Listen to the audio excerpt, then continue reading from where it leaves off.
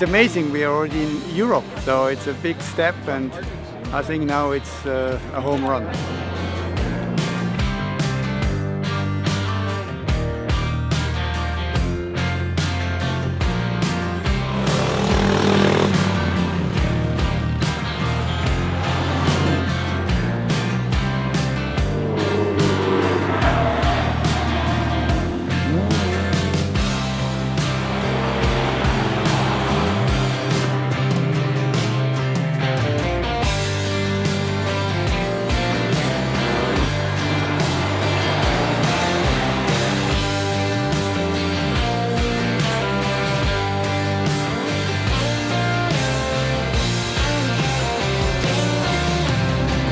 Any dramas with the car? Constant dramas, constant niggles, but we're juggling along.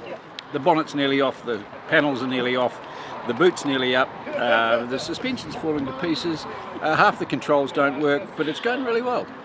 I'm optimistic. We have less oil consumption than we've had the last 4 or 5 days, so if that's the case, that's really good news.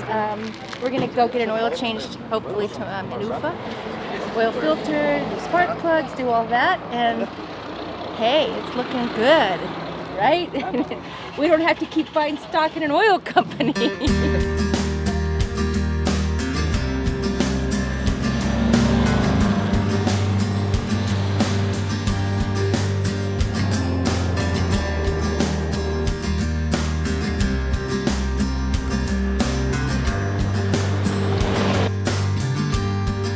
Clutch is not releasing well, so we just adjust the clutch cable.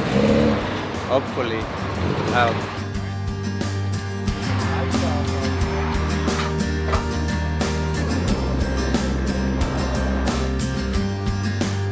Well, we're driving a Ford, and we went to the Russian Ford dealership. Everybody came around to look at the car because they hadn't seen a 1931 Model A Ford in their shop.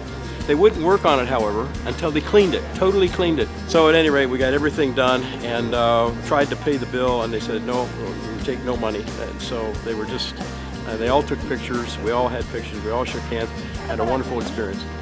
Normally, back in the day, these engines were not run at high speed for long periods of time. So we've run this thing pretty hard for over 4,000 miles, so we figured it's time to make sure everything is still okay. We had some bearing problems in the lower end, which we've fixed, and so we're all set to go with, for the next 4,000 miles into Paris. We got a new gearbox 2 days ago, so and we went to a shop and I took the engine out, gearbox out, and they happen to have a gearbox that I can use. So I'm driving on a Ford Transit gearbox now. And it works. It's good.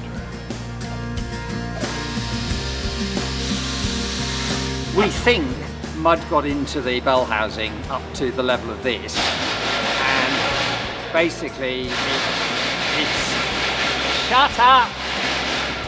Hey, that's my car. So it's caused this to overheat and disintegrate, and then this has then been left pushing on that. Yeah, well that didn't help. And it's basically worn this down. And then when they sent the spare parts, they sent us a clutch alignment tool for a different gearbox. So, a different clutch.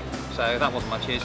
Luckily the man here made one up out of a piece of plastic, and we have a new clutch in.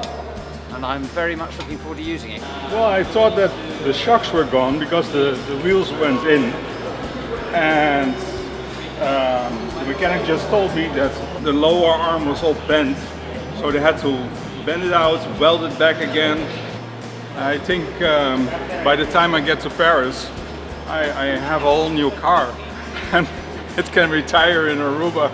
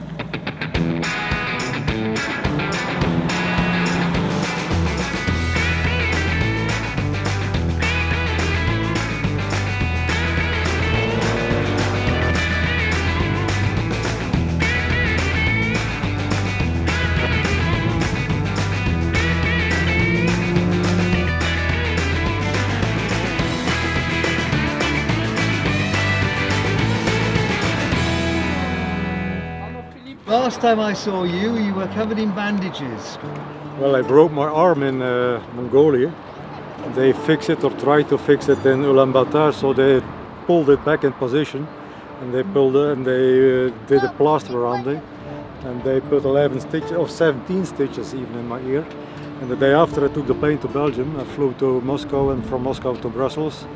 When I arrived in Brussels, I took a taxi straight away to the hospital. They did a check over from everything seems to be okay, they said. And the day after they put a big plate and 11 screws in my arm. And now we're back with the group again on our way to Paris. It is a real experience, yes. It is something very different. I've done car rallies before, but nothing really prepared me for this, especially travelling in Mongolia and the very, very difficult terrain. But no, I've enjoyed it. I have enjoyed it. I just hope we can get to Paris now. We have so far used 27 tyres. And I think if there's a trophy for the greatest number of tyres, we should get it. It's wrong to say poor preparation because people, it's their first event, so they've not experienced the terrain.